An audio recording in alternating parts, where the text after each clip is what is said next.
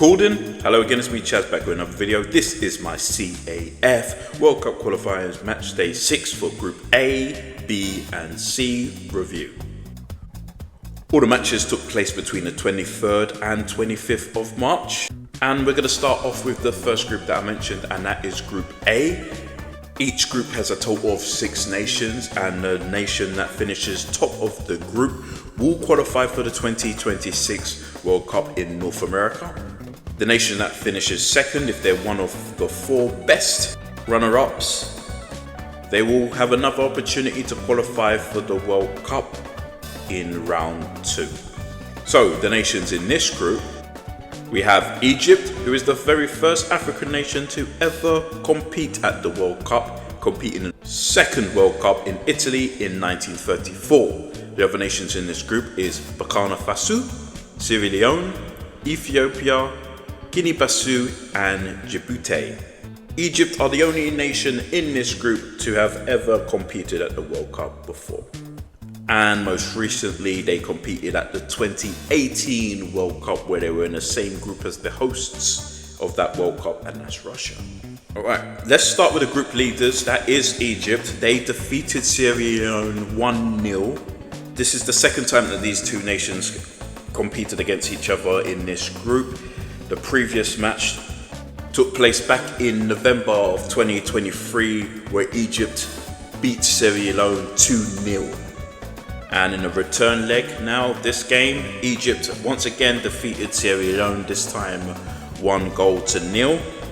The first and only goal scored in this game was 2 minutes into injury time. Zizou scored, which is now his second goal in 2 games for Egypt. He scored the second goal against Ethiopia back on the 21st, back on match day 5. Really good disguised pass there by Trezeguet to Zizou to score that goal. Trezeguet himself actually scored the 2 goals in the previous meeting between the two nations back on match day 2. So that's another win for Egypt. They only dropped points 1 time in this World Cup qualifying campaign against Guinea-Bissau.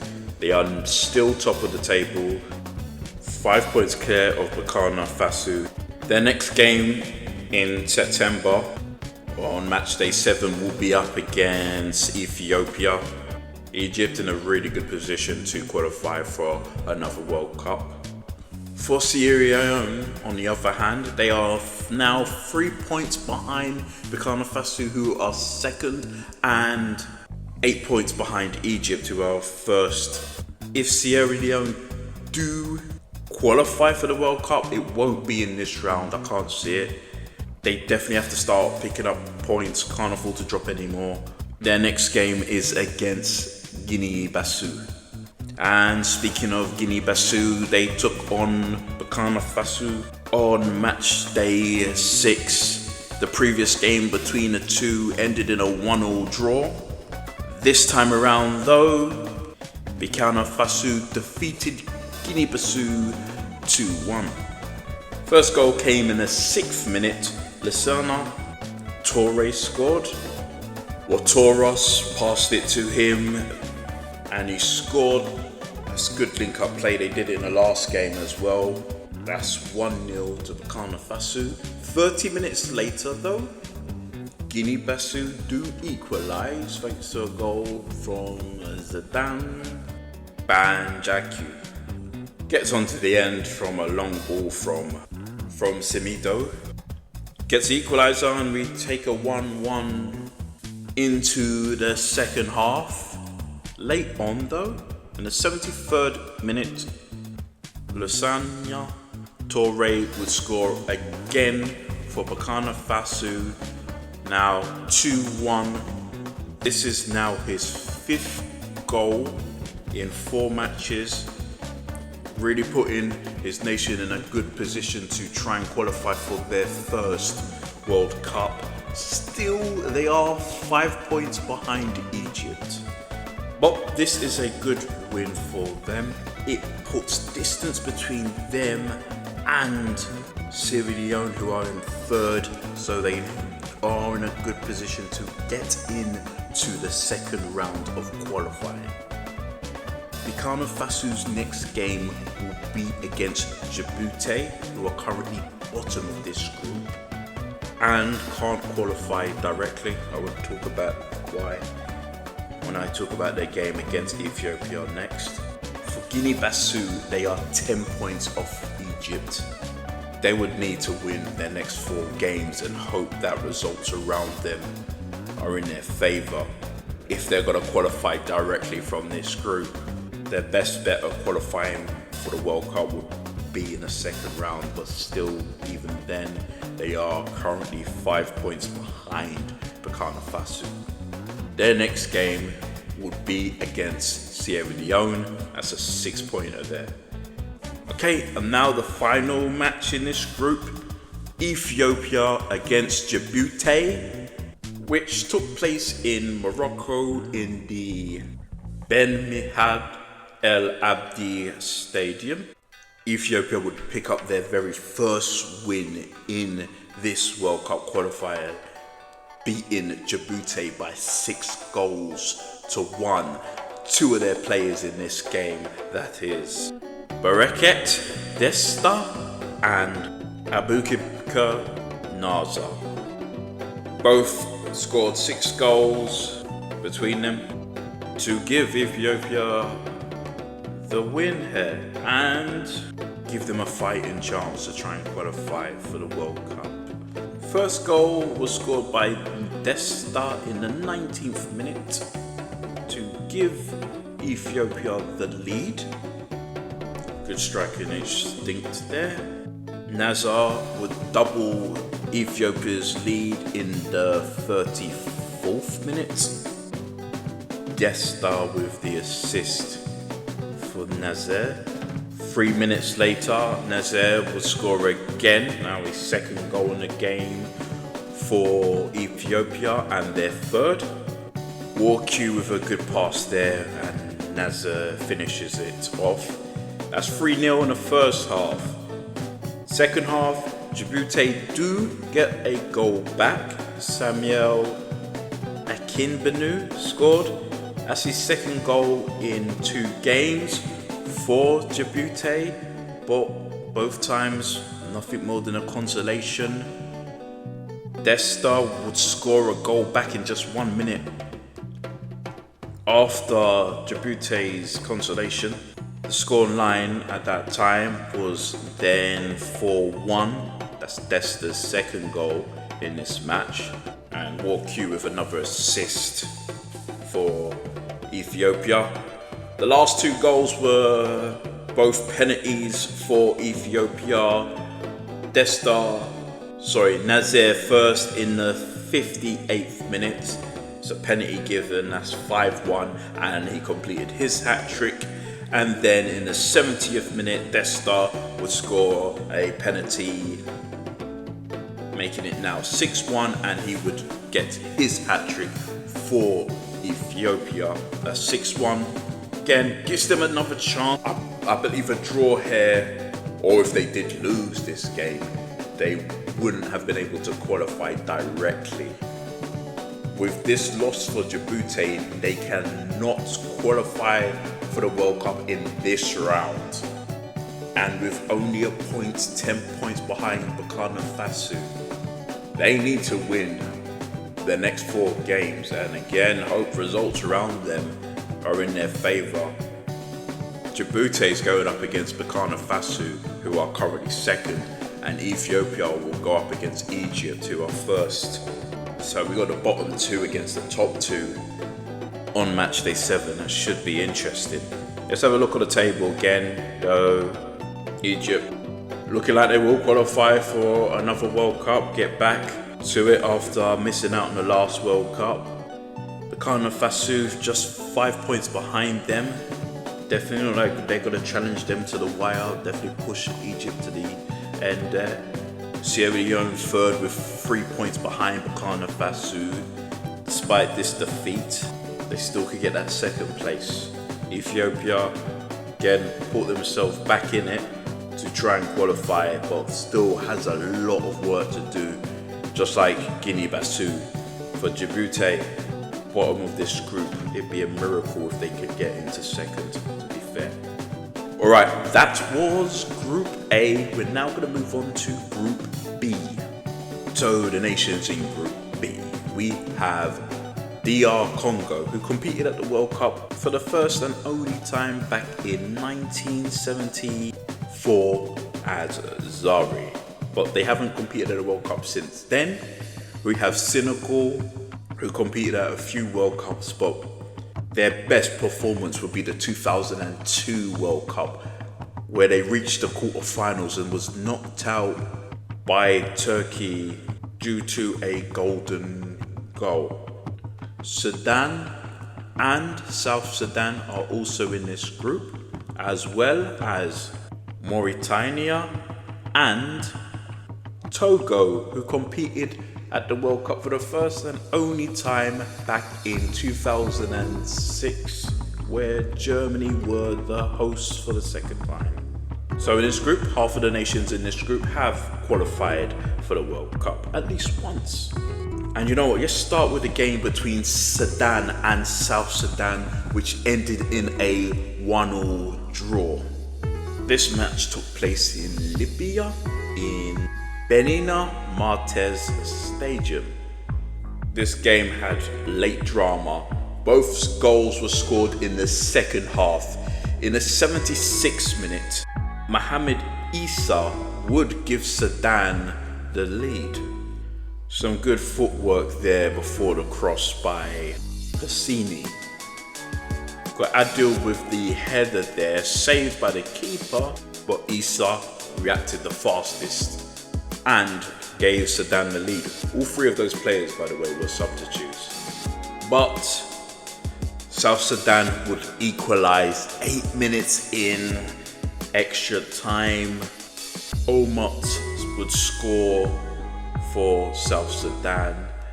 Long ball into the box. Keeper just gets it wrong here, doesn't deal with it, and Omot lands into him, overhead kick. Great equalizer for South Sudan. Gotta blame the keeper a lot for this. Just completely gets it wrong there. So the keepers were substituted. I'm just looking at some of the match reports. So Ali Abu was the keeper. He came on in the 57th minute for Mohamed Mustafa.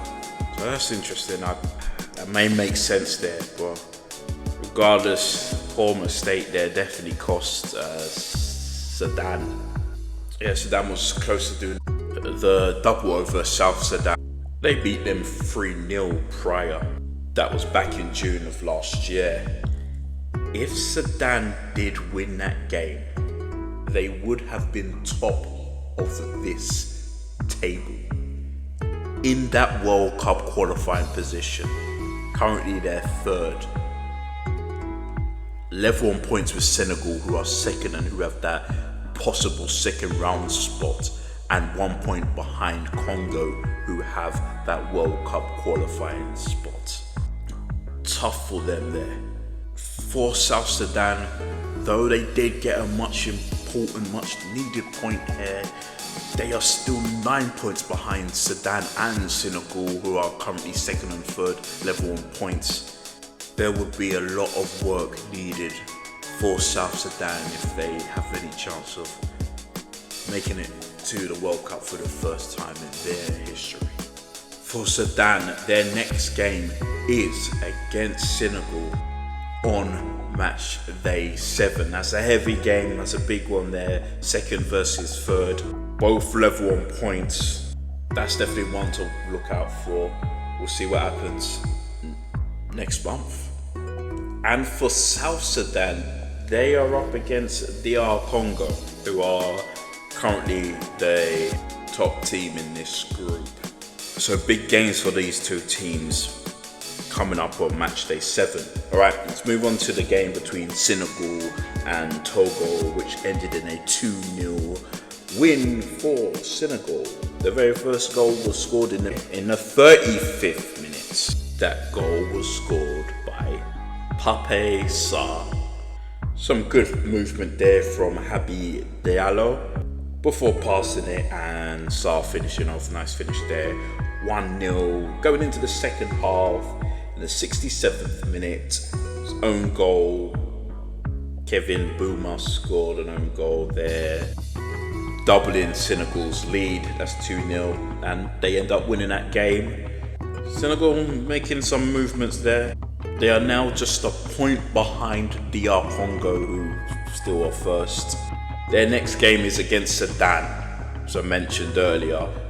A win there for Senegal would put some daylight between them and Sudan. And if the results go in their favour elsewhere with DR Congo, then they possibly could top the table on match day 7. Same could be said about Sudan, of course, in the first. For Togo, they still haven't won a game, and they need to win the next 4 matches. They are going up against Mauritania, which for both teams, that game can't be a draw. Must win. And Mauritania and DR Congo is the last game in this group I'm going to mention. This match ended in a 2-0 win for DR Congo. The previous match ended up in a 2-0 win, again for DR Congo, so they've done a double, same result on both occasions. First goal was scored just 3 minutes in. Charles Pickle gives Congo the lead. Brilliant strike. Just checking the goal now. Quality strike there. And late on in the second half, so 80 minutes later, Fiston Maeli will double DR Congo's lead. Managed to find some space there and turn. And strikes, doubles the lead. That's 2-0 for DR Congo. And they are still top in this group. 1 point clear of both Sudan and Senegal. DR Congo could be returning back to the World Cup. This has been a long wait, but we could be seeing them return. They, of course, still have work to be done. Their next game is against South Sudan away. Let's have a look at the table again. In Group B, we have DR Congo, as mentioned, currently first, a point ahead of Senegal, who are second, and Sudan, who are third. Fourth in the table is Togo with 4 points. And the bottom 2 nations in this group is South Sudan on 3 and Mauritania, who are on 2 points. They cannot automatically qualify for the World Cup in this round. Alright, let's move on to the final group in this video. That is Group C. So the nations in Group C, we have South Africa, who are the first nation in Africa to ever host the World Cup. They hosted the 2010 World Cup. The other nations in this group is Rwanda, Benin, Nigeria, who have qualified for a few World Cups in the past themselves. Their best performances would probably be the 90s, back in 1994 and 1998, where on both occasions they got out of the group stages. They did miss out on the last World Cup, however. Other 2 nations in this group is Lesotho and Zimbabwe. So both Nigeria and South Africa are the only nations in this group that have qualified for the World Cup. Both nations have done it quite a few times. Let's start off with the match between Benin and South Africa, which ended in a 2-0 win for South Africa. This match took place in Ivory Coast in the Felix Houphouët Boigny Stadium, or La Felicia. The prior match between South Africa and Benin was the opener for both nations for this World Cup qualifying campaign. South Africa won that match 2-1. And now in the return leg, they win 2-0, this time not conceding a goal. Both goals were scored in the second half. First goal was scored in the 53rd minute by Lau Foster. Bastardine, good pass there. Really nice touch from Foster there. Just about creeps in over the line. That's 1-0 for South Africa. And then in the 84th minute, a free kick was awarded to South Africa. Oswin puts in a good ball into the box there, and just route one really, straight header from Jaden Adams. No one picked him up. 2-0, doubled South Africa's lead and gives them the win. Since hosting the World Cup, South Africa hasn't qualified since missing out on the last 3. They are on course though to qualify for this World Cup, being 5 points clear of Rwanda and Benin, who are 2nd and 3rd. As mentioned, this was a 6-pointer. Benin win this game. If they did, fortunately for them, they didn't. They would have just been 2 points behind South Africa. So big win for South Africa here. South Africa's next game will be against Lesotho next month in September, and for Benin, they go up against bottom of the table Zimbabwe, or bottom of this group. Alright, just mentioned Zimbabwe. They drew 1-1 with Nigeria. They managed to rescue a point in the last minutes. This game, the action took place, or the main stuff took place in the second half. In the 74th minute, Victor Osimhen scored, which looked like it was going to be the winner for Nigeria. That's now his 3rd goal in 2 games for them. Tawanda Chieiwa would equalise for Zimbabwe. Great goal there, but this puts a heavy dent for Nigeria's chances of qualifying for this World Cup. If they won this game, they would have been 2nd, which is a potential second round spot, and would have only been 3 points behind South Africa. Now, as we speak, they are 6 points behind South Africa. And Nigeria were most likely the favourites in this group. Yeah, they were the highest ranked team in this group.